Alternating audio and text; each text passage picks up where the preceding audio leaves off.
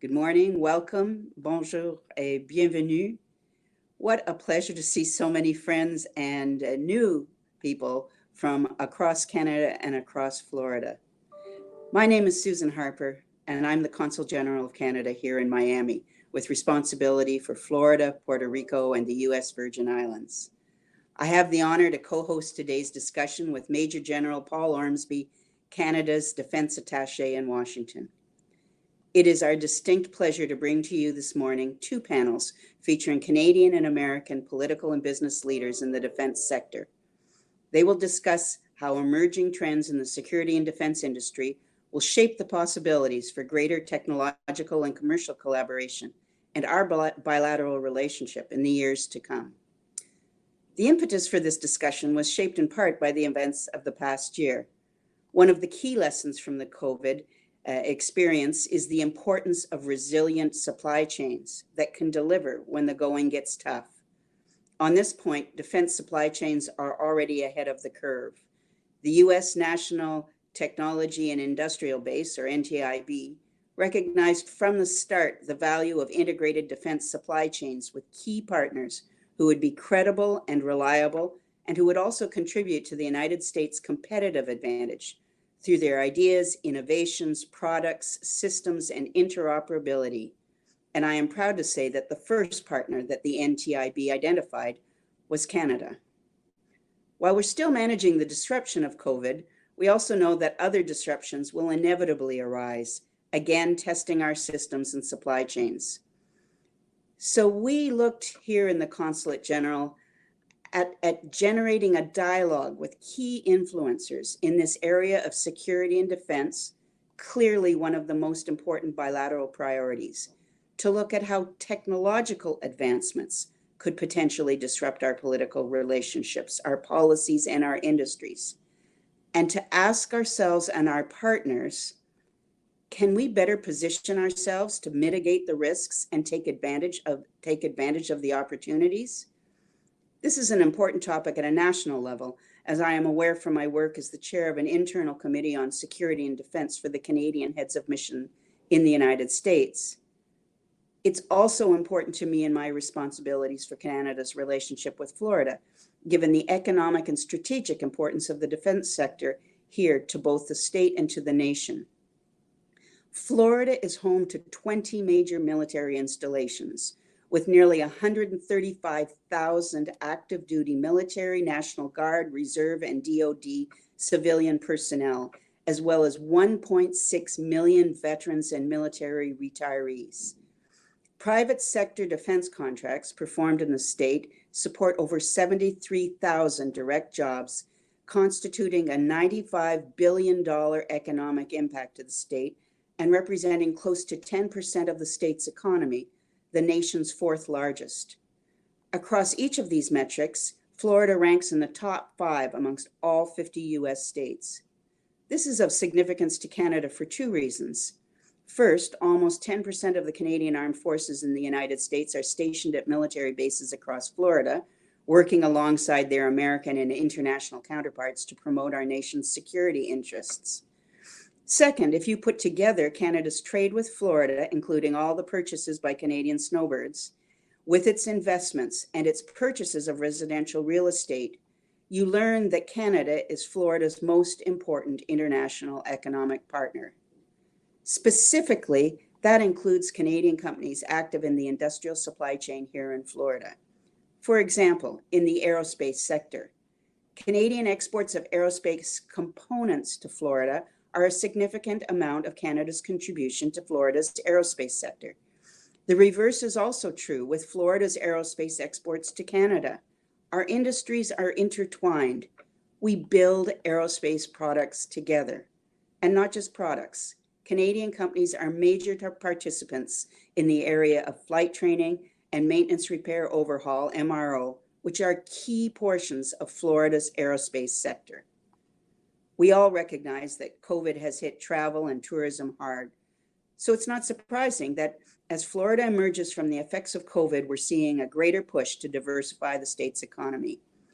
We believe that with proposed increases in security and defense spending on both sides of the border, Our industries are poised to contribute to that greater diversification with more opportunities for growth and even greater collaboration. And today we are here to support that growth and collaboration through Canadian innovation and Canadian capabilities. And on that note, let me turn over the mic to Major General Ormsby. Two things to know about him. First, he's Canada's most senior military official in the United States. Second, he spent even more time on assignment in Florida than I have. I don't know which of us was more disappointed when his planned trip to Florida in 2020 was delayed, but not canceled by COVID. Over to you, General Ormsby. Well, thank you, Consul General, and let me say right off the top, thank you so much for this invitation to co-host the event this morning. It's a great professional honor for me to be here to help support you in this event, and also to help support those that are listening in to hear what the speakers want to say this morning. It's true, I have a very important touch point with Florida. This is my fourth time here in the United States. I'm speaking to you now from our embassy in Washington. Beautiful sunny day here. This is my second time posted to Washington, but I've also been stationed in Florida 2 times. The first time was at U.S. Central Command headquarters at MacDill Air Force Base in 2007 and 2009. And that was the start of our military connection with Central Command and operations in Afghanistan from a Canadian perspective, and our desire to support those operations. My second time actually was more recently at Tyndall Air Force Base in the Panhandle, where we have about 30 Canadians that work in NORAD. And in that position also, and that's where I first met Susan, actually, when I was a deputy commander in that NORAD headquarters in Tyndall. But that said, I just wanted to let you know my personal connection with the United States, and in particular in Florida, through those postings. But also I was able to see how tightly integrated Canada and the United States were and have since become on defense and security issues, research and development with American industries located in Florida, and also our Canadian industries, as the Consul General said, that are established in Florida that are supporting U.S. economic efforts, but also defense and security efforts. So my job now as the Canadian Defense Attaché is to help manage the day-to-day military relationship between our armed services of Canada and the armed services of the United States. You may be surprised to know that we have over 700 Canadian military people in the United States working alongside with American partners at any one time. About 300 of them are in the NORAD organization. Its main headquarters, as you know, is in Colorado Springs, but there is the continental U.S. regional headquarters in Tyndall, as I mentioned, at Tyndall Air Force Base. That is a shining example, NORAD is, of how 2 countries can come together in a unique way to manage events and issues that are very important and very critical to them. Because NORAD is the only binational command in the world. No one country owns it. No one country is the lead. Both countries operate it together as allies. So it's completely integrated between American and U.S. armed forces, and it's been that way for over 65 years defending the continent. And I think that's a great example of 2 nations with shared interests, shared values, and shared goals and expectations as to how they can work together. And I know the panelists are going to be talking about that integration today even further, and I hope you explore those ideas in the question and answer period with them as well.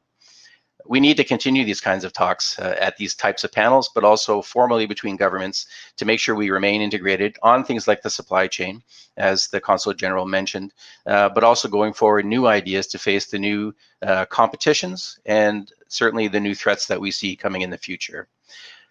We also have value-based ideas like women in defense that we also need to pursue as well. We can't do that on our own. We do that as allies because we need the support of our allies in these areas, and they're great ideas, and we need to address it all collectively if we're going to make changes that we need. So with that, it's a great honor to be here again. I look forward to hearing the speakers. It's nice to see some old friends on the call as well. And with that, I will turn it back to Alex. Thank you so much. The Policy Insights Forum, or the PIF, is a nonpartisan research division of Samuel Associates. The forum helps improve policy and decision-making through independent research, analysis, and engagement. Our firm, Samuel Associates, is a trusted advisor to many influential businesses and leaders in Canada. We work with clients in the aerospace, defense, national security, and cyberspace industries, providing market advisory services, and government relations. Before we begin, I would like to acknowledge industry and association representation, the government officials from Canada and the United States participating in today's event. We hope you enjoy the session and enjoy your participation in the forum. The topic for today is Florida, Canada, Security and Defense Trends, Opportunities for Greater Military Cooperation and Defense Industry Participation. To discuss this important topic, we have today two senior-level politicians, U.S. Representative Stephanie Murphy, Congresswoman for Florida, who proudly represents Florida's 7th Congressional District in the U.S. House of Representatives. She serves on the House Ways and Means Committee, where she is a member of the Committee on Trade and Subcommittee on Work and Family Support. She also serves on the House Armed Services Committee, where issues of a vice chair of the subcommittee on intelligence and special operations, and is a member of the subcommittee on tactical air and land forces. Congresswoman Murphy also is a co-chair of the Blue Dog Coalition, a group of Democrats focused on fiscal responsibility, a strong national defense, and a principled and pragmatic approach to governance. She also serves as the Chief Deputy Whip of the House Democratic Majority. In this role, she helps Democrats better communicate with their leadership.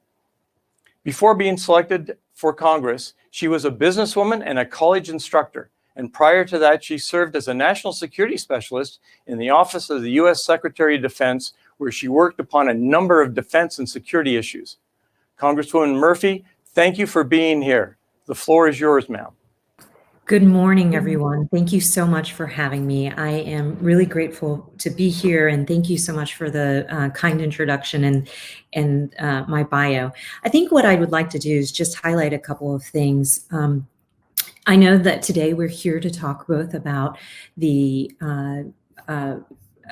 economic as well as security relationship between Florida and the United States more broadly with China. And I think that that's one of the most important conversations we could be having right now, given the challenges that we're facing on the security front and the foreign policy front, as well as our common interest in recovering from the economic recession that the pandemic has created in both of our countries. You know, Canada is one of our closest defense and intelligence and trading partners. We have shared geography, shared security and economic interest, as well as shared democratic values. And on, as it relates to defense, Canada is a member of NATO with us. We are and have deployed with the United States in a number of conflicts. And we are in a moment where we need to rethink what the role of NATO is and how we can continue to use the alliance to deter Russia. On the intelligence front, we have a strong relationship with Canada as a member of the Five Eyes Intelligence Sharing Alliance. And I think that along with the United Kingdom, Australia, and New Zealand. And I think that participation in that relationship is the ultimate sign of trust and is hugely important at this moment when all of our nations find ourselves the targets of various counter intel activities, as well as increasing, I would say, military potential military or below the radar kinds of conflict. And then finally on trade, I don't need to remind everybody on this call, but Canada is our third largest trading partner in goods for the United States. And Canada is the #1 export destination. And so while we have a lot of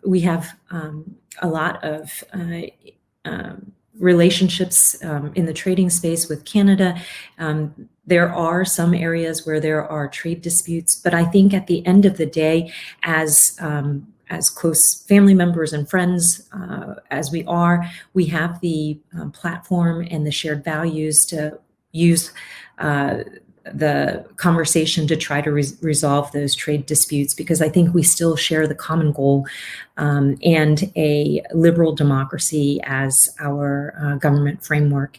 And so on my two committees, I serve working on issues of both trade and national security. And so it's my real pleasure to be here with you today to talk about all of the opportunities that our two nations and Florida specifically has in both the economic and the military sphere. Thanks so much for having me.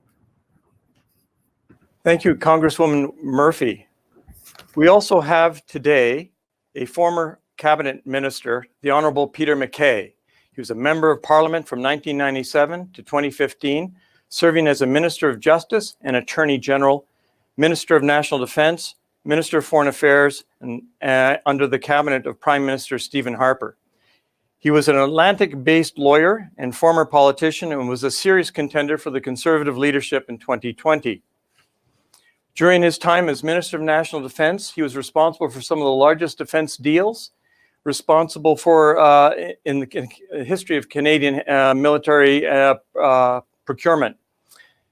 Mr. Mckay is well versed in the processes and challenges of defence procurement. He is a founder of the highly regarded Halifax International Security Forum, which he hosted beginning in 2009 and continues to practice law in Canada. I would like to turn to the Honourable Mckay to give his 5 minutes of presentation. Sir, the floor is yours.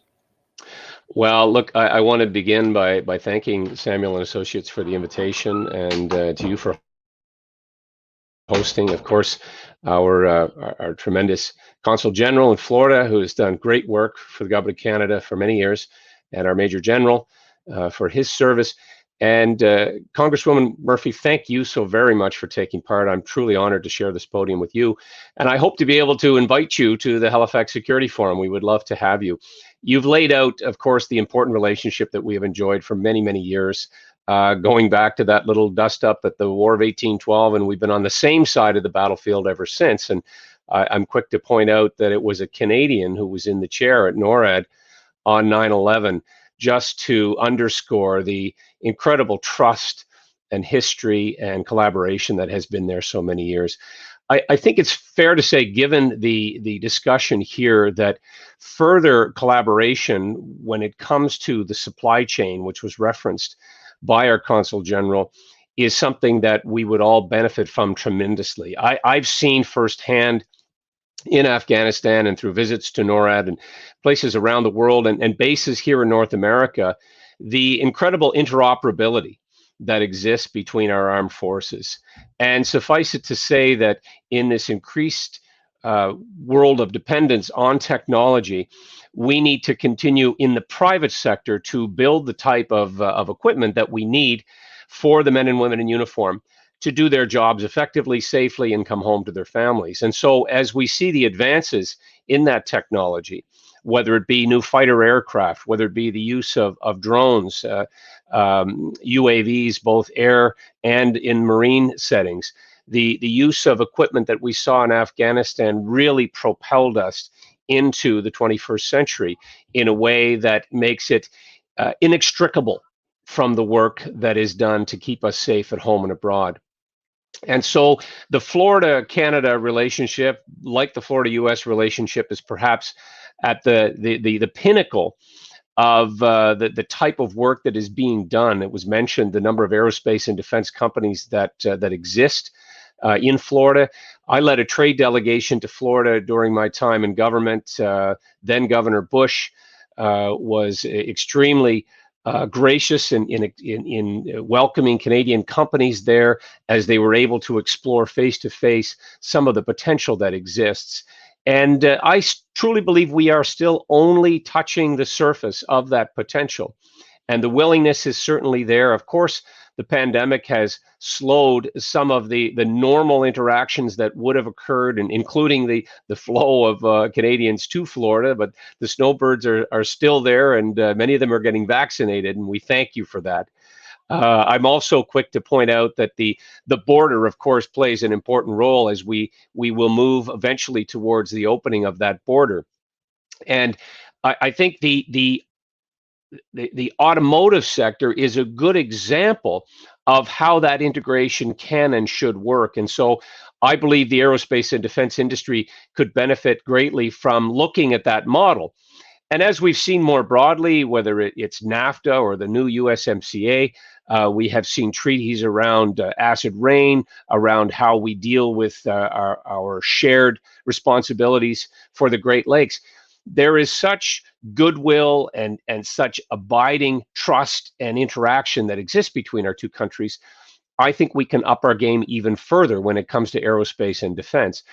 And there is no greater relationship than the military to military as it exists, as the Congresswoman referenced, in terms of both deployed operations, but our commitment through the Five Eyes community, through NORAD, previously mentioned, and through NATO. And if I could just lay down one marker here for this discussion, our shared responsibilities and challenges in the Arctic, in the high Arctic, and our near neighbor and adversary, Russia, the interest of China to navigate those internal Canadian waters, but through the Northwest Passage. China, as we know, have made massive investments in their military, and interestingly, building both aircraft carriers and icebreakers, which is cause for concern. And we've seen their activities in the South China Sea, the menacing of their neighbors, including India, and the use, I'm quick to add, of cyber. And I know that this will form part of our discussion in the questions and answers, but the pernicious cyber attacks that emanate not only from China, but from Russia, Iran, Venezuela, countries who clearly don't share our values and are willing to use those means to attempt to take malice action against our governments, our departments, our economies. This has to be another area of shared cooperation. The use of attacks on critical infrastructure is something that I, along with many others, feel very concerned about, where we can see our power grids literally shut down. So on the subject of energy, this is another important area of cooperation for Canada and the United States. We have a number of big, important projects as we are all transitioning to a greener economy. We have the Lower Churchill Falls in Newfoundland and Labrador, which is an amazing hydroelectrical grid that will allow us eventually to light up potentially the entire eastern seaboard of North America. And so a North American security perimeter concept is something I believe very strongly in on so many of these important issues that we will face in unison together. And I, for one, feel a great deal of confidence in spite of the challenges that we have faced and continue to face in the near term, that the collaboration, the shared history, the enormous interdependency that we have on one another will allow us to overcome these obstacles and face these challenges. That shared values of freedom and democracy and respect for the rule of law is what binds us and Western allies together. And so I'll conclude there, again, with a word of thanks for this invitation, for those sponsors and those on the line. I look forward to the discussion as we go forward. Thank you, sir, for your commentary. I would like to turn to a number of questions that we have scheduled from the audience, and I shall begin with the first query, and that's to both of you. Our collective experience during the last year of this pandemic underlined the strategic necessity to develop resilience in governmental and industrial terms. In particular, the capability to mass manufacture pharmaceuticals and vaccines. In your view, how can the United States and Canada create an environment to secure our respective nations from future pandemics?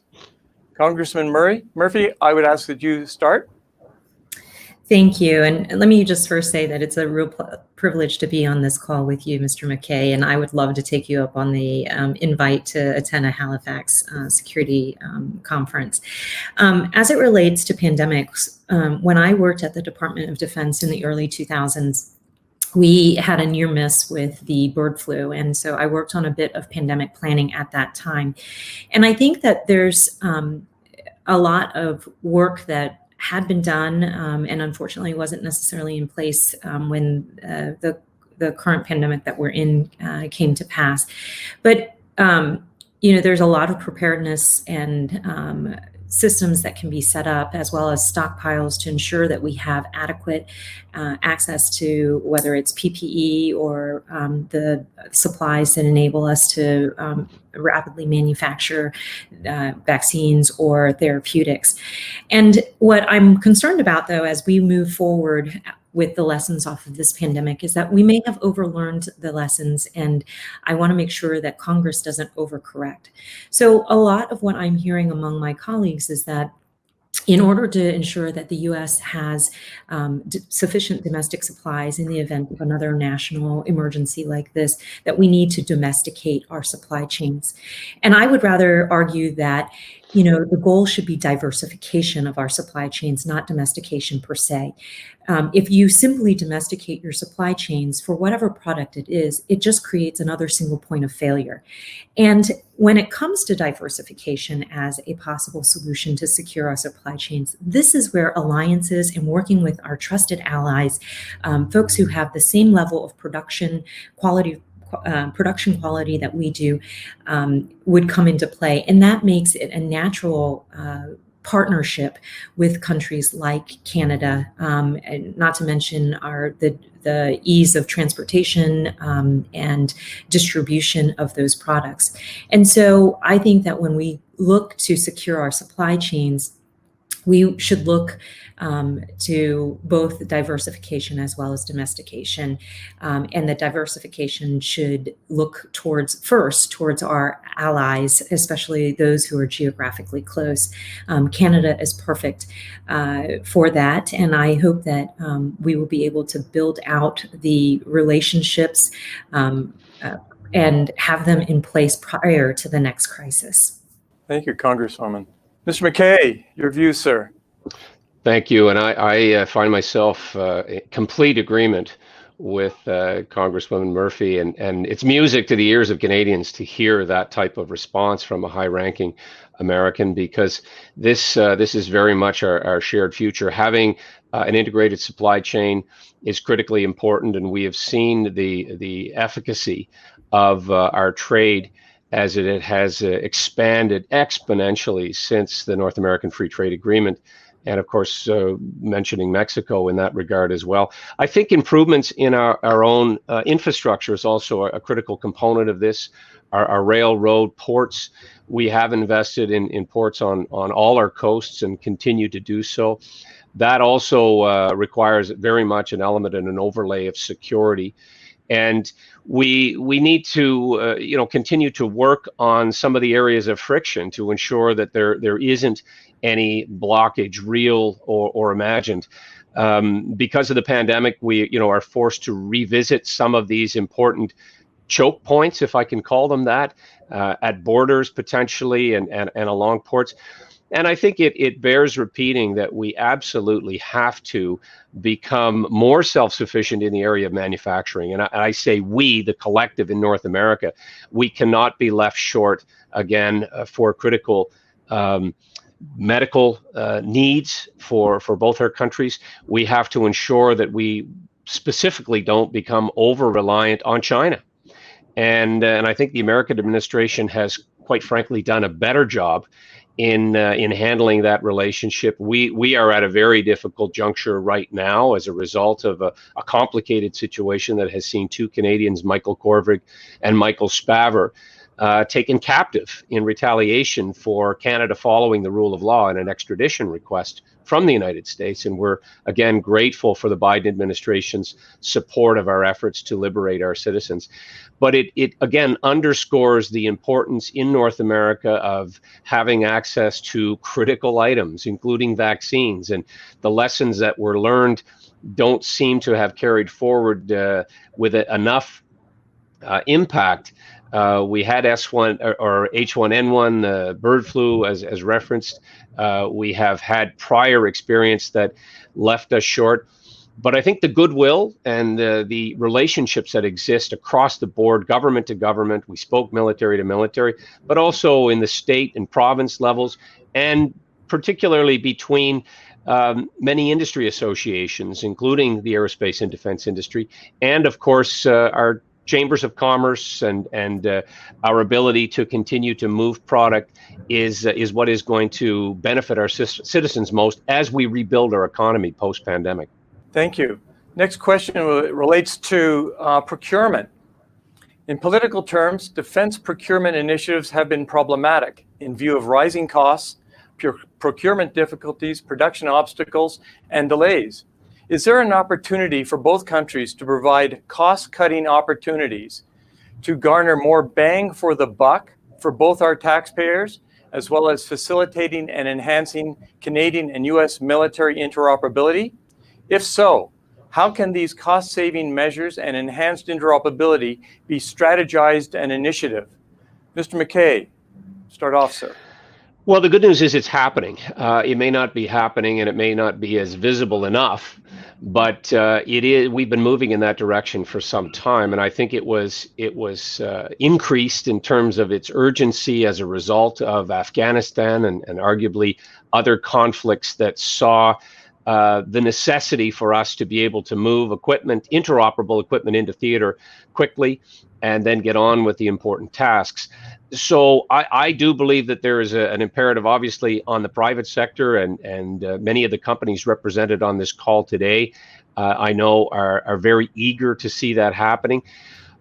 When we have experimental equipment, and when especially aircraft, this is a challenge, and I have seen some instances, examples of where procurement literally ground to a halt. There's always the ever-present encumbrances of politics and changes in government, changes in priority that result in certain projects literally being cast aside, and that causes huge frustration, particularly in the military, but it causes huge harm to economies, relationships often, and trust in the public. So first of all, I think we need to overlay greater transparency on these projects. That means as well oversight of our parliaments. It means having access to the necessary documents and fiscal plans by people like the Parliamentary Budget Office in the case of Canada and the Auditor General. But as we try to keep pace with the rapidly changing threat and defense and security environment, it is absolutely beneficial that we work together with our closest and most trusted partner, in particular the United States of America, more broadly our Five Eyes and NATO partners. And I think that there is huge benefit, as was alluded to in the question, of having more off-the-shelf interoperable equipment. That is to say that they're able to operate abroad in various theaters and communicate. We do not want to see the tragedy of blue on blue or friendly fire accidents that do occur because of breakdowns sometimes in communication, or a lack of that interoperability that is so critical now in modern warfare. So that intent is there. I know the military are seized of this. We need to get more of the political actors and, quite frankly, communicate this more clearly to the public so that it is supported even when governments change. Thank you, sir. Congressman Murphy, you've been involved in a lot of this. What's your views on this? Well, I think defense acquisition is a perennial problem, and it reminds me of maybe an urban legend in the Department of Defense that our acquisitions process is encapsulated in a DoD Instruction 5000. It's very thick. It's got lots of information, parameters, guidelines, all driven by an effort to reduce risk and maybe ensure fairness to small businesses, but also having taken the taxpayer, making sure that taxpayer dollars are well spent, but maybe taking it a step too far. And so the story goes that a new Marine officer shows up, is a new acquisition officer, and he's given DoD 5000 to read through all of it. And his commanding officer says to him, "So what do you think?" And he scratches his head and he says, "I think we should slap a top secret label on this and hand it to the Chinese." Then it would level the playing field of how our acquisitions process can sometimes inhibit our ability to move forward and bring in the fastest technologies. But it's clear that the imperative is there for us to do that, not just within the Department of Defense, but also in collaboration with our allies, especially allies that we are going to deploy with, that we will be, that interoperability is critical on the battlefield. And so every National Defense Authorization Act, we make additional changes to the acquisitions process, trying to get us to break some of the old habits that have inhibited the department's ability to procure, best of breed, latest technology, and deploy that to our warfighters. And I think there's more work that has to be done there. But I also think that, as Mr. Mckay mentioned, there's a political element to this, and that is a commitment to funding in such a way, funding of defense in such a way that enables our departments to make investments and have a predictability to the contracts and the funding for those contracts. Providing that simple stability allows for the collaboration to happen, because especially with especially with Canada, Canadian contractors have a special relationship as it relates to being able to bid for U.S. DoD contracts. And so a lot of that relationship and interoperability is already happening private sector to private sector. The more stability and predictability that we can provide from a political perspective as it relates to our commitment to making investments in the military, the better able these companies are to enact that and implement interoperability and deliver for us first-class technology that can help keep our warfighters safe and make them effective on the battlefield. Could I add Good one point. quick point to that? And that is, if you look at the Australian model, for example, where they have done a lot of work in trying to bring the various departments together within government to try to ease the procurement strain, if you will, where in Canada we have Public Works, we have Industry Canada, we have the Department of National Defense, and very often there feels like a strain or a cross-threaded nature. Getting those departments together, almost a super procurement type of department, which is the model that the Australians seem to have gone, has had some success in accelerating these projects. Thank you. The next question involves with artificial intelligence. Several senior government and military officials have argued that future application of artificial intelligence could well determine the outcome of the next war. How can Canada and the United States, appreciating the significant strategic significance and issues surrounding AI, ensure that we retain the technological high ground in our competition with the communist China and Russia? Congresswoman Murphy, your views, please, ma'am. Sure. We're currently competing with China across all functional and geographic domains, and the tech domain is a key area of competition, especially as the Chinese have put out and stated very publicly that that is an area in which they intend to dominate. And I recently spoke on a panel hosted by the American Leadership Initiative about the need for America to craft a digital strategy for the 21st century, and AI was a central focus. I think ensuring that we have that kind of strategy is twofold. One is that it will help improve the quality of life and reduce inequity here and promote opportunity here in the United States. And so we would need to do that even if China and Russia shared our interests and weren't competing with us. But we have to do it as well vis-a-vis the ongoing competition and the stated desire for China to dominate in these major fields. What we are seeing in AI, as we are in other types of technology, is that we are at a moment where it is a competition between liberal democracy's version of technology and autocratic technology. The Chinese use their technology to suppress human rights and implement a autocratic, authoritarian system. Look no further than Xinjiang to see how devastating the combination of AI and facial recognition and technology comes together to enable them to suppress their own people. And the other thing is that they're exporting that to other countries. For the longest time, it had been liberal democracies who led the way in technology, American technology that was dedicated to the idea of democratization. Maybe some people would say a little too much democratization, but it's dedicated to that. And our products embody the values of our countries.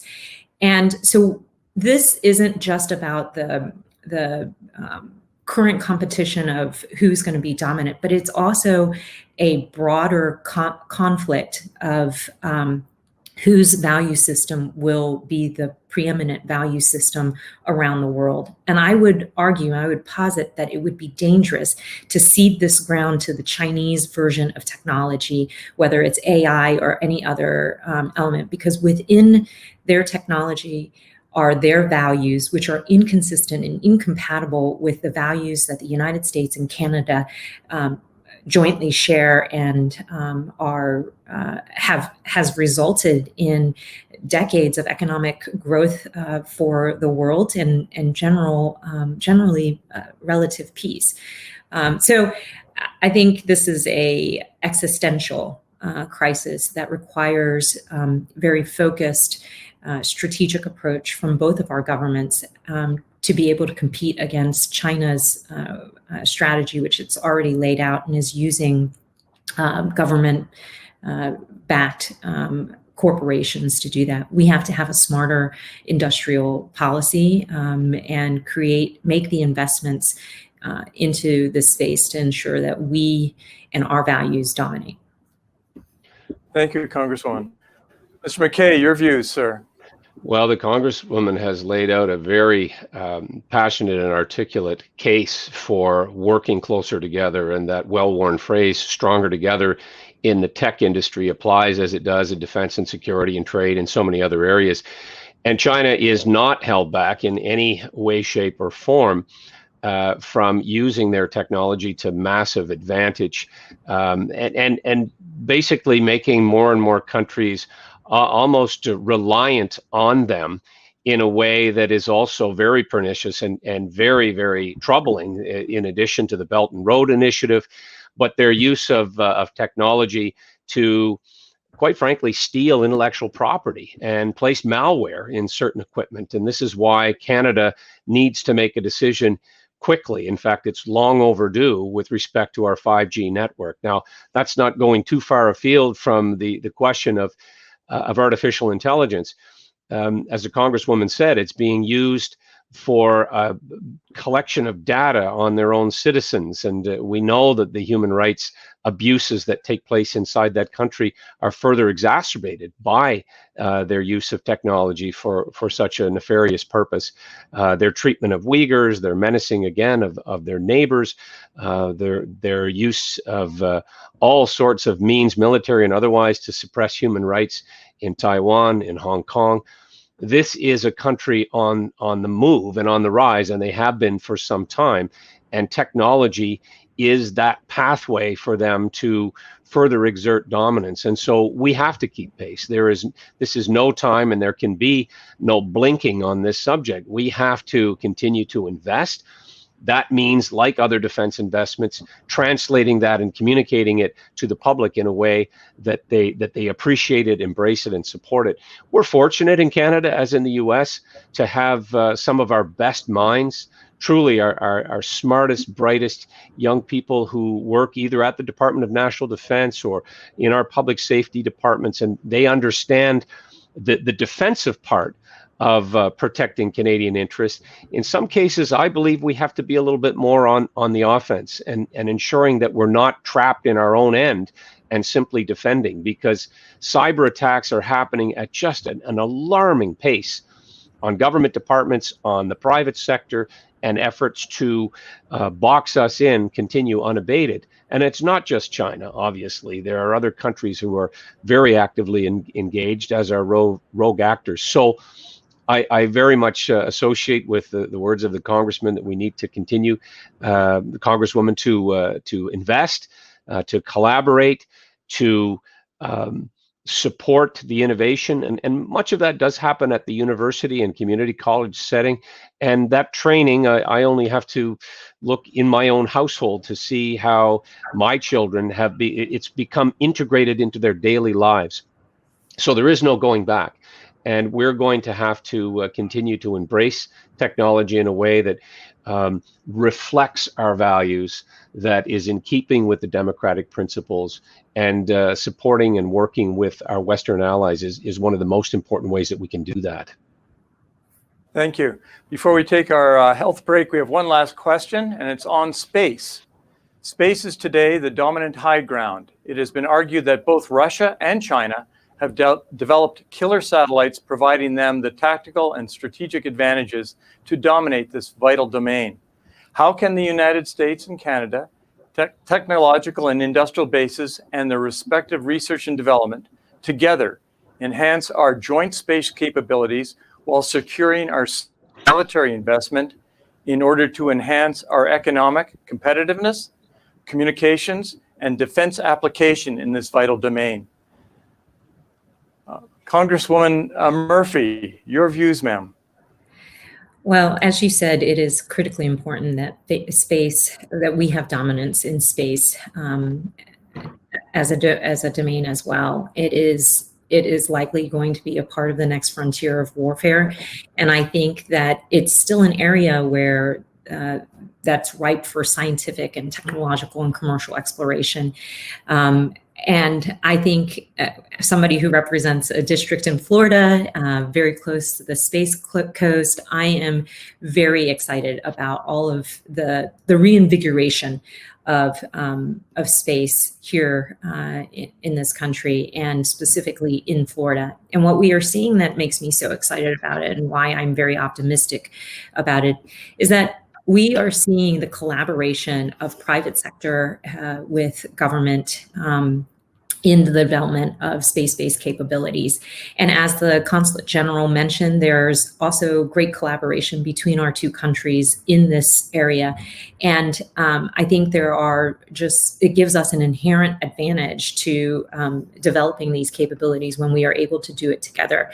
And so I'm very encouraged by the recent creation of Space Force and Space Command. That gives us the command structure to continue to put resources into this domain.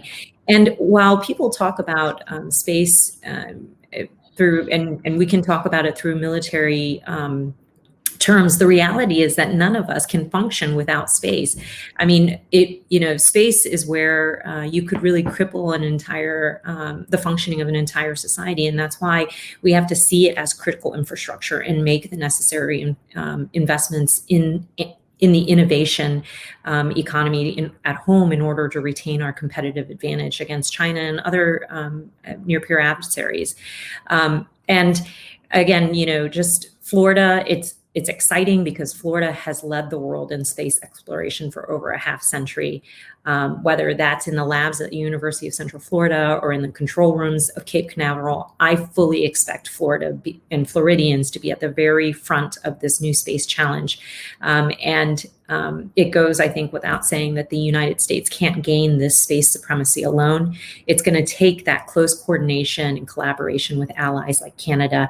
And so I'm really encouraged that developing the space domain is a priority for our country, and look forward to working with our friends up north to make those necessary investments and create the kinds of innovations that will keep both of our societies safe and functioning. Thank you. Mr. Mckay, your views.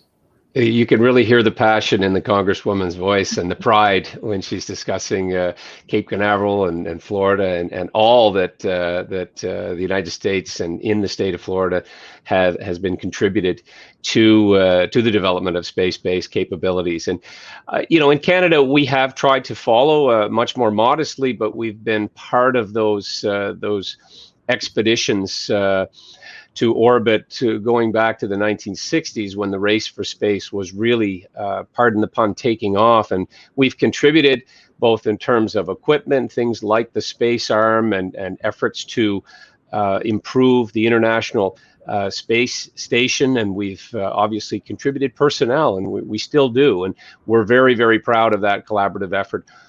I think there has been misnomers in our country, at least, and perhaps elsewhere, about weaponizing space and the recklessness that this would and risk that this would entail.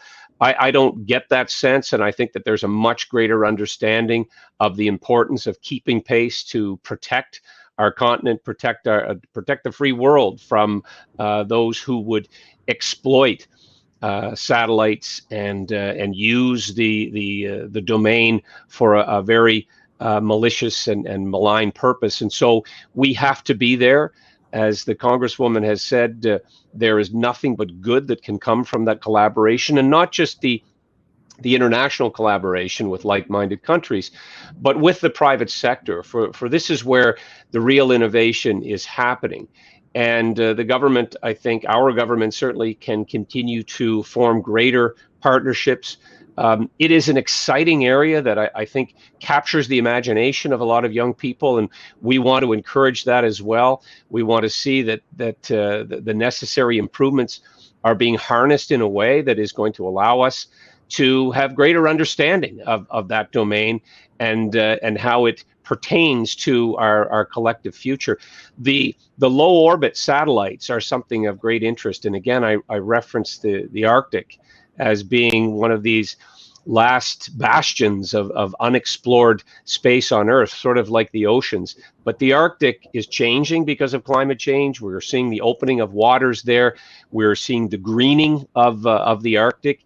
And I believe, are going to see greater collaboration there. But the necessity for low orbit satellites, because of its remoteness, because of the communications challenges that exist, space and satellites play a really important part of protecting that unique and delicate ecosystem in the Arctic. And so there is this continuous connectivity, and we spoke earlier of interoperability, that is going to require a very, very close eye and a spirit of cooperation between our countries and others as we face this enormous and for some still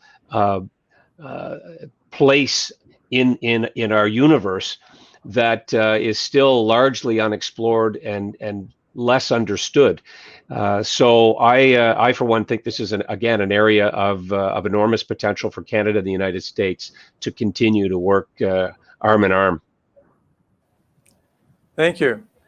Congresswoman Murphy, the Honourable Peter Mckay, on behalf of Policy Insights Forum, I would like to thank both of you for a most interesting and incisive discussion on these important issues. Thank you again for your service to your respective countries, and thank you for taking the time out of your busy schedules to come and enlighten the audience on these tough and very, very difficult questions. Thank you again. Great to be with you. My pleasure. Thank you. A 5-minute health break will start now, and we'll return for the follow-on discussions. Thank you. Good morning, everyone. Welcome back to the second segment of our program. My name is Fatima Atik. I'm an honorary fellow at the Policy Insights Forum of Samuel & Associates. It is my privilege to introduce our defense industry panelists to discuss the US-Canada security and defense trends. With us today are Mr. Ray Duquette, President and General Manager of CAE USA, and Mr. Charles Sullivan, Managing Director of Boeing Canada. Mr. Sullivan is a former Major General in Canada and an F-18 fighter pilot. He has served in several executive and high-profile leadership positions throughout his military career. Most notably, he was Director of Operation for Canada NORAD region, where he led the transformation of Canada's new Homeland Defense and Continental Security mission in the wake of 9/11. Prior to retiring from the Air Force in 2009, Mr. Sullivan served at the rank of Major General on a 12-month tour of duty in Afghanistan as NATO's Air Component Commander and Deputy Chief of Joint Operations. At Boeing, Mr. Sullivan is continuing the firm's legacy in partnership with over 500 suppliers within Canada. From the US side, we have Mr. Ray Duquette, who is former United States Marine Corps fighter pilot who retired with the rank of colonel. He subsequently has been involved in the US defense industry for nearly 2 decades. Starting in simulation and training market segments of Boeing Training Systems and Services, he led positions of increasing responsibility before joining CAE in 2004 as VP Business Development. Prior to his current role, Mr. Duquette was VP of Global Development for CAE in Montreal. CAE also has the large presence in Ottawa, where it provides services to both DND and DoD. Mr. Duquette's experience in both the U.S. military and defense industry will provide an invaluable perspective for us this morning. Gentlemen, before we give you the floor for your opening remarks, allow me to thank you both for your services to our countries in both respective military services. Mr. Duquette, the floor is yours. Well, thank you, Fatima, and I would like to send a special thanks to the Consul General, Susan Harper, and Major General Ormsby. Sue and I go back many years, probably 6 or plus years here in the state of Florida. I've had the privilege to work with your team, and we'll continue that relationship going forward. In keeping with the theme, I want to just provide some insights to what CAE is doing in the training and simulation area, particularly around the technologies that we're developing. And those technologies I want to focus, since we don't have a lot of time, is in synthetic environments and the application of AI to enhance learning and decision making. I want to point out that with the Congresswoman Murphy talking about the trade agreements that we have, for CAE it's very important to have these open trade agreements, free trade agreements, especially the USMCA, which allows CAE and the work we do in Canada to be Buy America. So we're very fortunate to have those agreements. Around the other theme of the space and the cyber domain, I want to really reflect upon the multi-domain environment of which our forces have to fight in today. There's really no way that we can actually execute the mission rehearsal and training in a multi-domain fight, doing it in a live event. I mean, the cost, the time involved, the resources, and in particular, sometimes you don't want to expose the tactics and doctrine that we're executing in a live environment, because we know that information is being collected by China, Russia, and other forces around the world. And when I'm talking about multi-domain, the only way you can actually execute a multi-domain training and rehearsal is the use of synthetic environments. We can replicate, as they call, a digital twin of practically anything. We can develop the physical world, we can do the human behaviors, we can do doctrine, tactics, and procedures. We can model that complete system in order to provide them the ability to train and rehearse into that environment.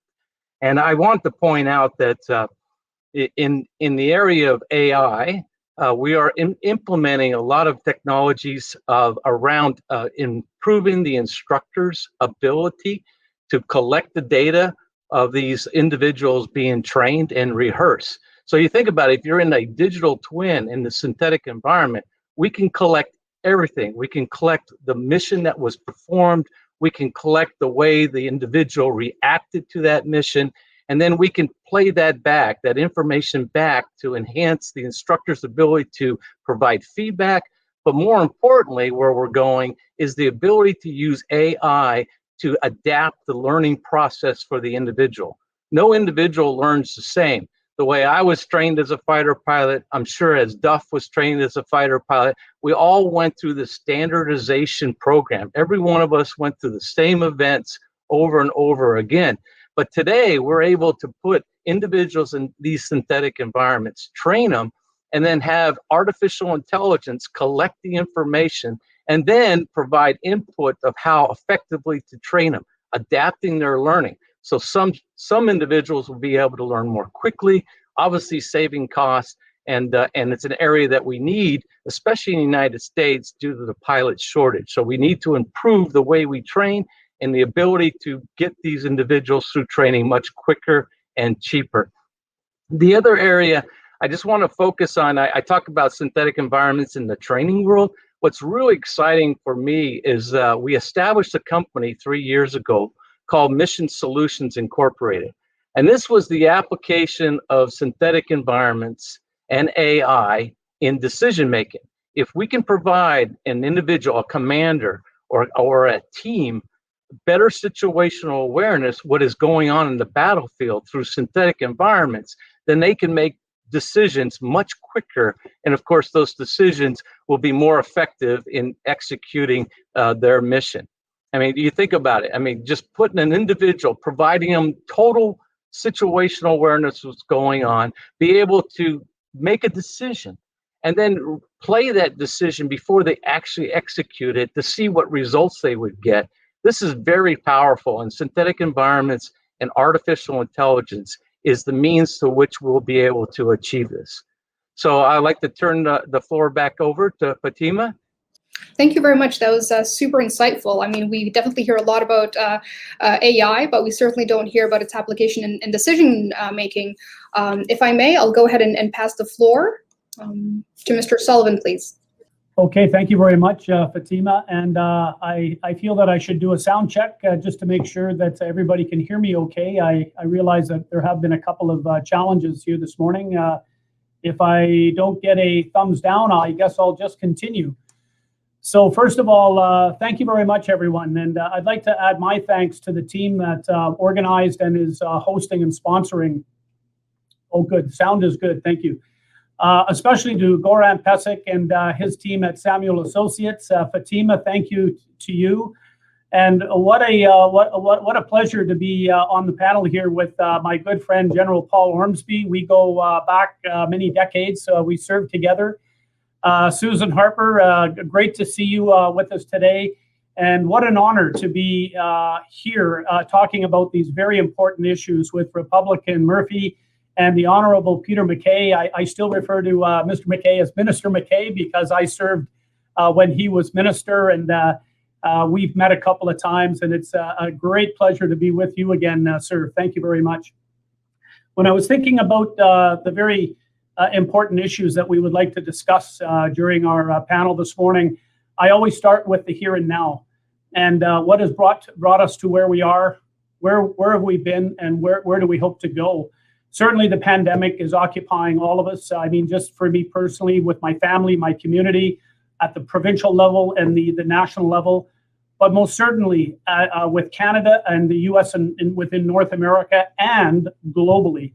Lots of lessons that we're learning, and that'll be perhaps for a different session down the road. But what has brought us here? Certainly, I believe that the US has had a significant hand in shaping Canada to what we've become today. Minister Mckay mentioned a couple of significant events in our past history, and they've all been part of developing and influencing who we are as Canadians and as a country.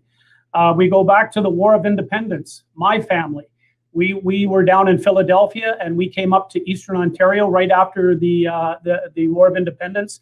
We've been here for 7 generations here in Eastern Ontario. We look at the War of 1812, as Minister Mckay mentioned. We won't go into too much detail on that, but very interesting about how our two countries developed on either side of the border, and then collectively we came together. The American Civil War, a huge tragedy for the U.S. and for all of us here in North America. But what influence did that have on Canada moving into Confederation? Again, perhaps a topic for another day. And then, of course, the 2 world wars, Korea, most specifically our role in NATO with the U.S., and then, most importantly, NORAD. Today, it's almost a dream come true with our integrated economies, which everyone has talked about. Minister Murphy, Representative Murphy, our supply chains, our cross-border trade, our integrated economies, undefended border. There are no 2 other countries in the world that have such a close relationship than Canada and the U.S. And that has had a huge part in what we've become as Canada and the U.S. today. Boeing Canada, our enduring partnership for over 100 years, 102 years this year, And you can see over my right-hand shoulder, you can see a picture of Bill Boeing.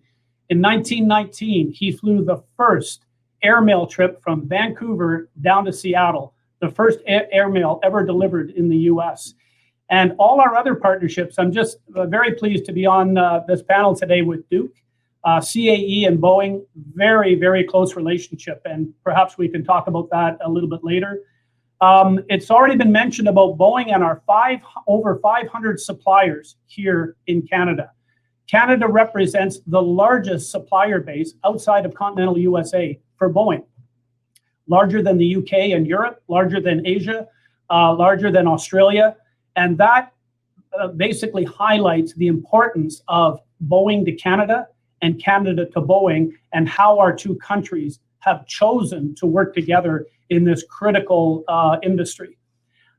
Day to day, Boeing represents $5.3 billion here in Canada on an annual basis, and almost 21,000 jobs.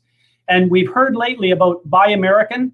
Well, when anybody buys American, and whenever they buy Boeing, they're buying Canadian because of our supplier base up here in Canada that supports all of our production lines down in the States. So I have to think carefully on where are we going and who are we going to be with in the future? Well, unquestionably, it's going to be Canada and the US, NORAD, NATO, Article 5, other partnerships as well. The imperatives that we use when we operate internationally, in international type affairs, it's all about democracies and an international rule-based framework. And that is the guiding imperative for what Canada and America does internationally speaking. Traditional military capabilities. Well, that's an interesting point to think about. And I've heard a couple of our speakers talk today about a possible next confrontation and the next dispute. And many of my colleagues and myself believe that it won't be a traditional military kinetic exchange. It's going to be in the cyber world, in the digital network. And the digital network represents a strength for us, but it's also a very significant vulnerability if we don't approach that properly. And finally, and I hope to get into a lot of these points in our questions and answer, but recently I heard the commander of NORAD speak on a couple of occasions. And his greatest concern, it's all about domain awareness, because you need to have domain awareness to have domain dominance if you're going to protect North America, the homeland. And I felt like raising my hand and saying, General, I have a solution for you, but we'll talk about that hopefully in a few moments. But the partner combatants we will eventually be working with, globally speaking, it's all about being on that digital network, being part of that capability. We've heard a lot about data fusion and sensor fusion. That is what the network is all about. So we have sensors in space, airborne, naval, land-based, and all those sensors provide data, and we do the sensor data fusion that creates this digital network that when you're on this network, you have full, complete situational awareness of what is going on in your battle space, but also globally. And that is the capability that exists today. And that is what we're going to be bringing into a reality going forward. And so that it doesn't matter if you're sitting in a fighter aircraft, aboard a ship, in a command center, in a land forces army vehicle, if you're on the network, you have the same information, the complete battle space information you need to operate and survive effectively. And Canada and the US have developed this capability together, and Boeing and the US Navy has put it into operation. And so I just put that out as maybe a little bit of a tantalizer about what we could possibly talk about later on in our Q&A period. So I will pass it back to, I think, Fatima or to General Ormsby. And thank you very much for the opportunity to share a few points with you this morning. Absolutely. Thank you so much. That's been super insightful. I'll do my best not to address the conflict of 1812 and and stick to current issues. You started by talking about where we've been and where we're headed, and both CAE and Boeing have demonstrated great resilience during the pandemic by pivoting their approach to focus on solutions and active corporate social responsibility beyond their industry. For instance, Boeing USA licensed Florida-based Healthy Incorporated to manufacture UV wand that are basically designed to sanitize airplanes in their interiors to counter COVID-19, and also took other leadership initiatives in the industry with its Confident Travel initiative to make it more easy for people to trust the industry and get back into flying once we can, of course. On the other hand, CAE in Canada provided Air One, its ventilator, to the Canadian government in the early stages of the pandemic, and recently announced, I believe last week, that it would take action to accelerate vaccination against COVID-19 in Quebec and implement a vaccination rollout in its workplace, which again, tremendous resilience, corporate resilience from both companies. So my question to you both is, what does corporate resilience mean to you, and how has it helped your organizations pivot? And what lessons learned from your respective organizations can be leveraged in the future? Ray, if you want to go ahead and start, yeah. Sure. Just a proud moment for CAE and the team up in Montreal of what they did with Air One. You're talking about leveraging the engineering manpower and the expertise in the company to pivot to a need in Canada, which was very important. But more so, it showed that the resilience was the ability to really leverage our supply chain around the world in order to bring in the components necessary to actually design a system and prototype in less than 10 days. And we're proud to be able to provide that. The other things we did during this pandemic is that even in the US business that I run, we were able to execute the training to our warfighters without missing really a beat. We were able to provide instructor services through the use of offering to do remote instruction. So instead of having the students and instructors all on a platform together in a small simulator, we're able to actually have the students and the instructors separated. We've offered that to our U.S. Air Force and U.S. Navy customers. Our civil side of the business did the same.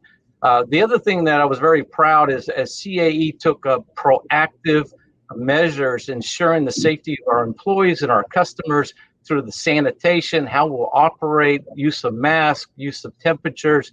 And then we developed this for our training centers on the civil side. We, in the US, obviously we're a defense provider. We provided those same policies and procedures and processes to our training centers at the military site. And we got calls from our Air Force customer and our Army customer saying, could we use these protocols, the same protocols that you're doing for our other sites, although CAE is not, obviously a contractor? And we said, absolutely, we're all in this together, and we provided that. And the last thing I will say is that, we're very thankful to the governments, because the governments took on a policy to ensure that we were mission critical or mission essential, either word works, but we were able to provide that service, get on the base, obviously deliver simulators and be paid in a timely manner, because we all know from a business perspective, the delays in cash payments, especially when your business is downturn, that you need that injection of cash. So we're very appreciative to the governments for supporting us. No, that's absolutely great. Mr. Sullivan, would you like to go ahead and add your remarks on the question? Yes, thank you very much. Well, first of all, I have to commend CAE in everything that they have done proactively and in response to the pandemic crisis and the challenges that we have in air travel, but in all kinds of travel as well. But air travel for us, of course, that's what we're focused on right now. And, here in Canada and across the States, there has been a dramatic, devastating downturn in air travel, as we all know. We went from pre-pandemic levels down to a decrease of about 85%. And that affects, of course, our airlines, our air carriers, and all the related industries that are involved in delivering that critical enabler that allows North Americans and everyone in the world to travel. We're meant to travel. and especially here in Canada, that's, before air, we had the railway, but as soon as air came in, all of a sudden, all our communities up north and the remote areas, that's how that we were all joined together, was through air travel. So here in Canada, with whether it be CAE or with Boeing, we understand that this critical enabler needs to come back as soon as possible. So you've already touched on the CTI, the Confident Travel Initiative. And that was, Boeing was a big part of this, to bring this forward. And what we wanted to do was create this confidence that travelers would say, okay, now I feel good about getting on an airplane, traveling somewhere, and I know I will be safe and secure and protected. And that is exactly the case. And I won't go into a lot of the details that Ray mentioned, but it is all about the preparation that our passengers must undergo before they actually board an aircraft, and then they travel, and then they arrive at the other end. And what they have to know is that when they're aboard that aircraft, it is the safest place on the planet with respect to viruses and those type of concerns. And that comes down to the way the airlines themselves and the community as a whole goes about cleaning and sanitizing and sterilizing the HEPA filters that are aboard these aircraft. Even if you're sitting a seat or two away from somebody that could have the COVID-19 virus, you are safe. And it is very unlikely that would be passed during the flight. And so that's what the CTI initiative is all about. And I would like to say about how much importance we've placed on this initiative. We have other major events coming up, the Olympics in Japan. We've heard that the Olympics are going forward. Unfortunately, it's not going to have the civilian spectator content that we were all hoping. And of course, that's due to the pandemic and the concerns about having people travel in and out of the country. But what we have done is we've set up confident travel corridors. And here in Canada, for example, there was a corridor from Vancouver over to Japan, and then from Toronto over to Heathrow and Frankfurt. And all over the world, we set up these confident corridors that had these protocols in place that were aligned with all our partner countries. And so the CTI corridor was international. It was a network that would allow somebody to get on an aircraft and feel totally confident that they're going to have a safe and secure flight to anywhere that they need to go to. And finally, there's three parts to this, because there's the business aspect about business travel. There's the tourism that we know, the government of Canada canceled all flights between Canada and Mexico and the Caribbean. And that was in concern to the new variants that were coming out. And so there's the business travel, there's the tourism, and then there's our own personal travel where we want to go and visit family. There are special events, there are funerals, there are weddings, all those special events that where we need to travel, and it's difficult. So the CTI was in response to the need to travel as soon as possible. And I think the travel is now starting to come back. That's absolutely great. Thank you both. I mean, for your leadership and for taking these amazing initiatives to provide both our governments the support they need to get the economy going and make sure that everyone does feel safe in their respective endeavors. Now, you did speak, Ray, about the importance of government to actually support and state that certain industries are mission critical. To go back to that relationship between government and industry, and maybe just pivot it towards the cyber and space sector. So as both cyber and space become vital to security and prosperity, what obstacles do current national regulations or government procedures need to be changed to accelerate industry's ability to meet demand and counter geopolitical challenges? I'll Yes, start with you want me to start? Yeah, okay. As far as it is a partnership, and I can tell you, working in both on the Marine Corps side and also working with CAE on the defense industry side, is that every employee is about making sure our warfighters are ready, and of course return home safely to their families, communities, and friends. And that importance and that partnership is critical.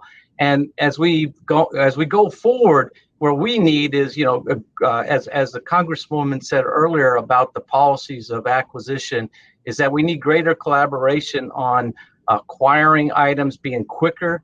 Businesses want to provide solutions. We have solutions, and a lot of times we stumble through these acquisition processes that are too slow.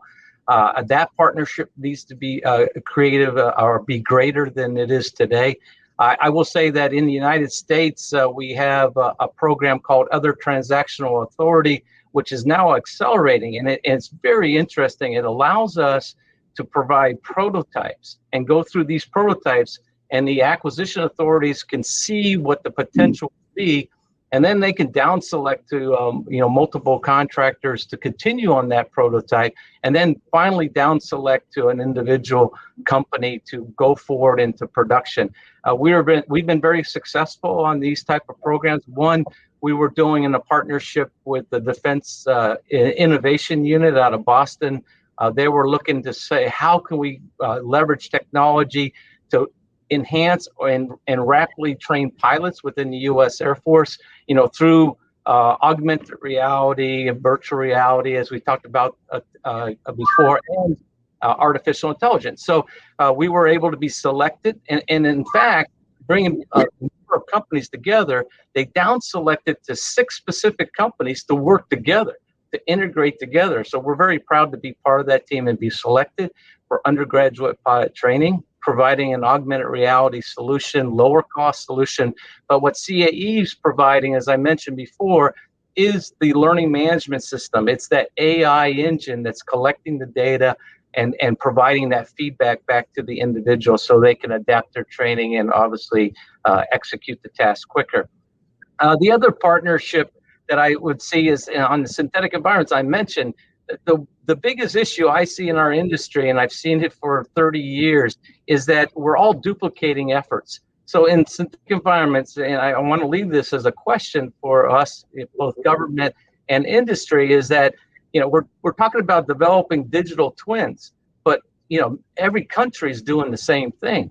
And in the United States, every service, so every major service, Marine Corps, Army, Navy, and Air Force are developing their own solutions or similar solutions. So back 30 years ago, a general told me, why do we have 40 different databases of the same area of California? We only have one California. So I encourage that partnership to look at spending money more wisely and have a collaborative development in this area. So those are some of the partnerships that would be very beneficial across all domains that we are in. Thank you very much. That's super insightful, and I'm sure Mr. Sullivan will go ahead and complement those comments as well.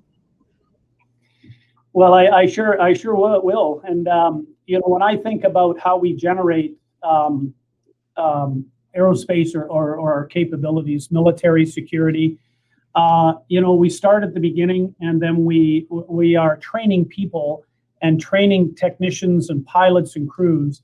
And I will say that CAE is the best in the world when it comes to doing that type of critical, critical training that prepares those individuals to step from the training world seamlessly into the operational world because of the synthetic environments and the distributed training environments that they go through, that it is when they actually step from the simulator or the synthetic environment into the real world, it's the same. It's one and the same. It is so accurate. It is so real. And again, I think you can probably guess that Boeing and CAE have a very close partnership, and we work very well together. And we wouldn't be able to deliver our capabilities without CAE providing that critical front-end training that allows our operators to do such a great job. I will maybe take a step further on down the process. And I did touch upon, the digital or cyber aspect to the new security environment. And as I mentioned, it is a strength, but it's also a vulnerability. And we have to ensure that that vulnerability doesn't become something more significant than just taking precautions against it. And so, whenever I look at what the future is that we've brought now to reality, I look at some of the critical, and Duke, Ray will probably, this will resonate with him as well. But what we're looking at today, and Boeing has a special team of about 200 PhD scientists, digital analytics specialists out in Vancouver. And this team has global visibility all over, like in all our various Boeing locations. And they're so good that they're even supporting some of our competitors, if I may say that. And what this is all about is that we operate in an ocean of data. And we want to take this data and put it to our advantage. So our digital analytics capability, it's all about quantum computing, artificial intelligence.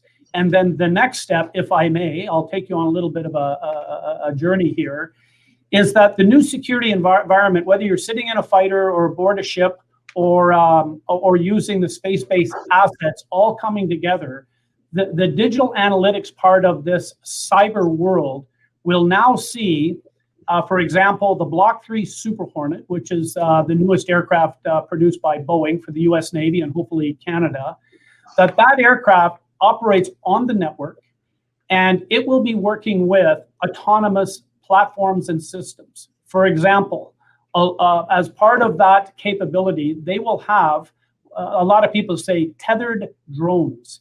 And that means it's an autonomous system operating on AI that can do air refueling. It can do surveillance or ISR, intelligence, surveillance, reconnaissance. It can carry air-to-air munitions. It can carry air-to-ground munitions. And those platforms are working in concert with all the other entities that are operating on that network. They're not remotely piloted. They are piloting themselves, although there's nobody on board.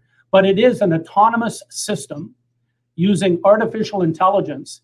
And these systems can move forward, they can fall back, they can return to base on their own artificial intelligence.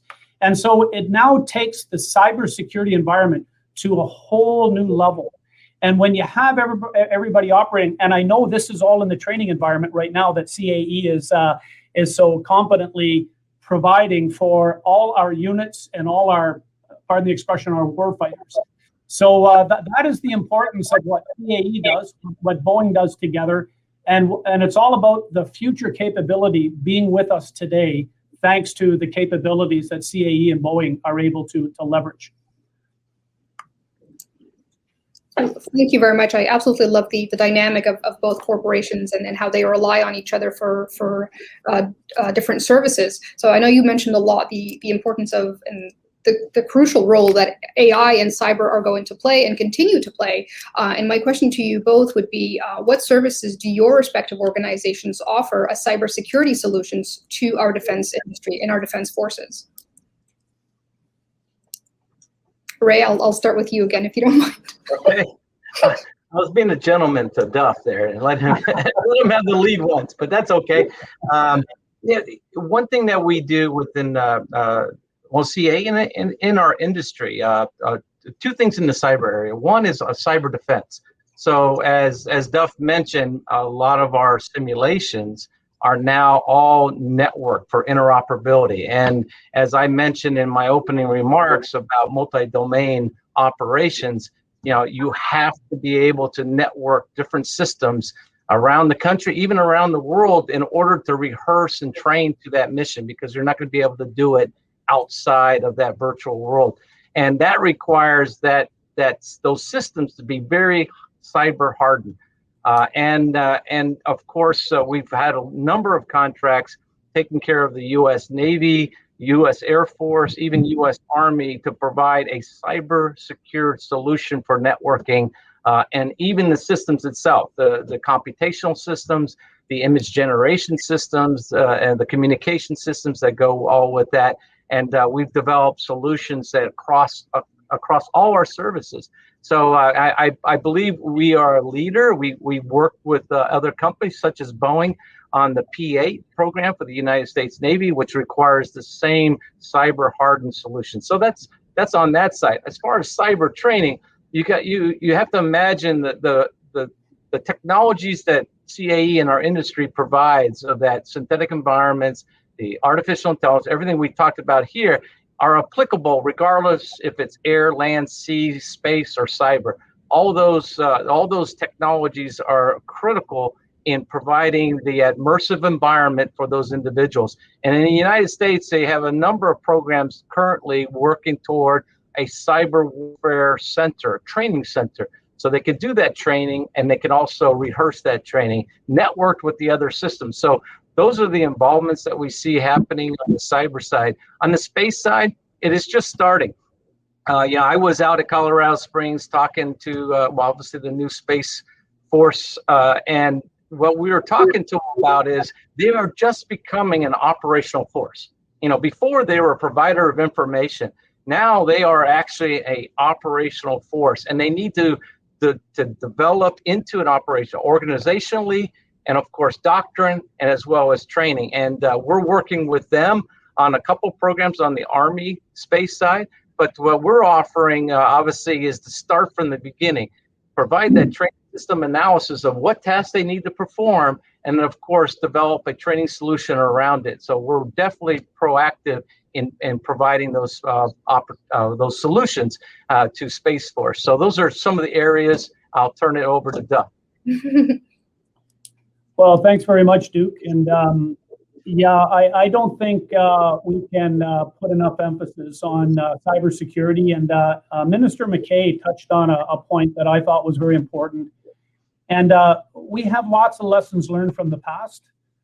I'll share with you the example of, all the intellectual property and patents from, I call it Silicon Valley North, which is outside of Ottawa here in Canada. We have a CAE headquarters there as well. Nortel, Silicon Valley itself down in California, all their information was stolen, pirated.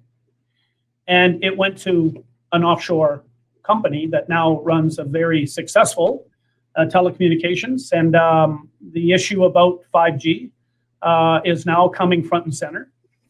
And a decision, forgive me, Minister Mckay, I thought a decision had been made that Canada's 5G would not include any Chinese service providers, but I may not have that full story yet. However, whenever I'll just talk just a second on that I mentioned that whenever we're dealing with other foreign countries, we can take a nuanced approach to our relationship with them. And it doesn't have to be all or nothing. So we could have with a country that we don't necessarily agree with respect to human rights and other concerns, but we can trade with them in agriculture, in natural resources and other products, but we may not trade with them on anything to do with telecommunications, with defense products, and so on. So we can take that approach, and that is in our own security interests here at home. And I know that the U.S. shares those concerns, the UK, and many other countries over in Europe, and especially Australia. And so that kind of puts the emphasis on how important the cyber world is. And I have to agree with Minister Mckay again, because he characterized how active that world is. And I've worked in the military in NORAD, in NATO, and then at home here for 31 years. I've worked in the federal government, the Privy Council Office, international security. I'm quite familiar with how active that environment is. And I think most Canadians, most of us are surprised every time we hear what is actually going on in the cyber world. And so we have to ensure that all our capabilities, both on the what we call force generation side and training, and then force employment side, all those capabilities are protected, they're shielded, and I can say that they are. From my perspective now inside of Boeing, I would say that the Boeing company and Boeing Canada has the most rigorous cyber security protocols in place. They rival anything else I've seen in the past and what I'm familiar with. And to me, that is good news for Canada, the US, for CAE, and all our other partners, because they can now have confidence that what we are doing, what we are generating, what we are offering to the government of Canada and the US government, that it is secure, it is protected, and we're very much aware of all the other entities out there that want to know what we're doing. And the measures are in place to stop any of our intellectual property and patents and our secrets from leaving the company, unless, of course, it's within our partnership. And so whenever somebody joins our cyber network, our digital network, that they are brought in and they are secure and they will operate with us. And the other entities will only stand back and figure out another way to try and get inside. And every time they try and come inside, we stop them. And so it is probably one of our most active areas with respect to introducing new capabilities in the cyber and digital world. So I'll just maybe end my comment on that. Yeah. Thank you very much. I think it's definitely insightful, inspiring, but also reassuring to see the leadership that you've both exhibited in your respective organizations. As we wrap up, I would love to hear your final thoughts just on the overall theme of U.S.-Canada defense trends before we pass on the conversation back to Susan Harper and General Ormsby. Certainly, obviously, at CAE, being the global recognized partner of choice is in our vision. And so these partnerships with government and especially with industry, both within our supply chain and with these great primes such as Boeing. I did mention, obviously, we've been partner for over 40 years. It started back on the CF-18 when the obviously McDonnell Douglas out of St. Louis, now Boeing. And it continues on today on the P-8. So these partnerships are important. And then, of course, we're all in this together. We're all to provide the solutions that are necessary to allow our defense forces and security forces to be successful. So I appreciate the time you've given me. And again, thank you. And it was good seeing you, Duff. I'll turn it over to Duff. Thanks. Oh, thanks very much, Duke, and wonderful words to end our session here this morning. So I joined Boeing almost 9 months ago. Before that, I was off doing other things, the tribunal, and then I was with David Pratt for a while, and then the Air Force for 31 years. The greatest amount of time that I've spent, working with somebody else other than within Canada has been with the U.S. And so I'm thrilled that I'm in a situation right now that I work for an American company, but I'm the senior country leader here in Canada to bring the best of Boeing to Canada, but the best of Canada to Boeing. And so it's a fantastic arrangement, both here in North America, but globally. And even though it's only been 9 months, people ask me, they'll say, well, how long have you been with Boeing? And my response is 42 years. Because that is how long I've been associated with the Boeing brand, the Boeing products, and what Boeing delivers to all our allies all over the world, but especially here in Canada and the US. And so it's just a fantastic future, I think, that Boeing Canada and then, that the Canada-US relationship has. It's only going to get stronger because of some of the other things that are happening in the world today. And I'm just so thankful that Canada is with the US and that we have Boeing here in North America with great partners like CAE. Thank you very much. Thank you. Thank you both again very much for your time and for your service and definitely your leadership today. I'll go ahead and pass the floor to Susan Harper and General Ormsby to close our remarks for today. Well, good morning, everybody. Thanks so much for the opportunity to come and say a few words at the end again. I have to say, every time we do an event with our American friends and colleagues, it actually is that. It's about friends as much as being allies. We're so closely integrated in so many ways. Just hearing the conversation in both panels, it resonated with me how much alike we are in the values that we share, what our common purposes are going forward, and certainly the connections we've made in the past, how that relates to what the situation is today, and then looking forward. So, I've been in this job, in this uniform for 37 years, and there's no other country we've worked as closely with as the United States. so fortunate to have the luminaries today who spoke so eloquently, eruditiously, and well, in a well-reasoned way. So Representative Murphy, Minister Mckay, Mr. Duquette, Mr. Sullivan, Duff, it's great to see you again. I would just say my thoughts listening to all of you is how you recognize the existing dangers that threaten our security in the future, but you also recognize if that future is going to be threatened, we need to dominate that to ensure the security of our friends and allies and nations that we want to work with peacefully in the future. So to hear how you spoke from the heart on these issues in ways that really made sense, you know, how we must look at AI, cyber, quantum analytics, networks, how we need better acquisition to make all of this work, how we protect our own information as well as have conventional options. It was really a great roundup of where we are as a nation, as nations working together. And it was just a delight to hear you speak, all of you. So on behalf of all of us here at the Embassy in Canada, including the Ambassador, Ambassador Hillman, thank you for being here this morning. And we look forward to continuing partnership. And with that, I'll turn it over to the Consul General, Mrs. Harper.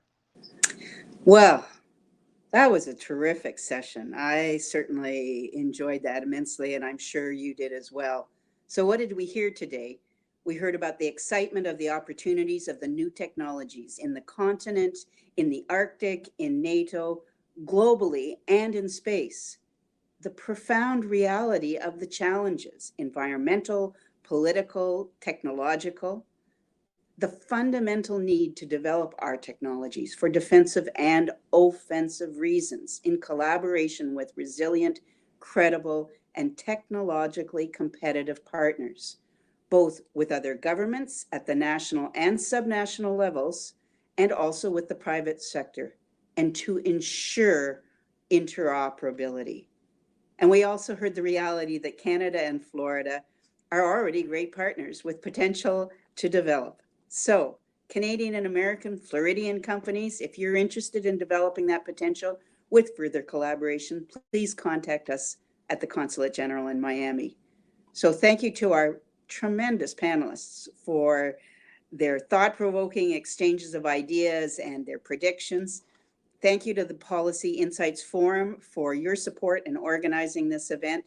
Thank you to all of you today who were able to participate in this event. And finally, thank you, Major General Ormsby, for co-hosting today, which was supposed to be a day off. We look forward to hosting you in person in Florida as soon as it's time to travel again. Au revoir à vous tous. Goodbye. Thank you. Thank you. On behalf of Policy Insights Forum and Samuel Associates, I'd like to thank our sponsors today, Global Affairs Canada, represented by Susan Harper, Consul General of Canada in Miami, and Major General Paul Ormsby, Canadian Defense Attaché in Washington. I would also like to express my thanks to our guest speakers, U.S. Congresswoman Stephanie Murphy, 7th Congressional District of Florida, whose insights were outstanding. The Honourable Peter Mckay, PCQC, former Canadian Minister of National Defence, Foreign Minister, and Minister of Justice and Attorney General of Canada.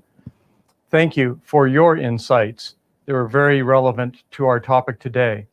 And to Ray Duquette, President and General Manager of CAE USA in Tampa, Florida, and Charles Sullivan, Managing Director of Boeing Canada, Ottawa, Ontario, and our moderator and honorary fellow of the Policy Insights Forum, Ms. Fatima Atik. To our audience, the United States and Canada, thank you for participating in this strategic discussion. We look forward to seeing you again soon. Thank you again, and have a safe weekend. Goodbye.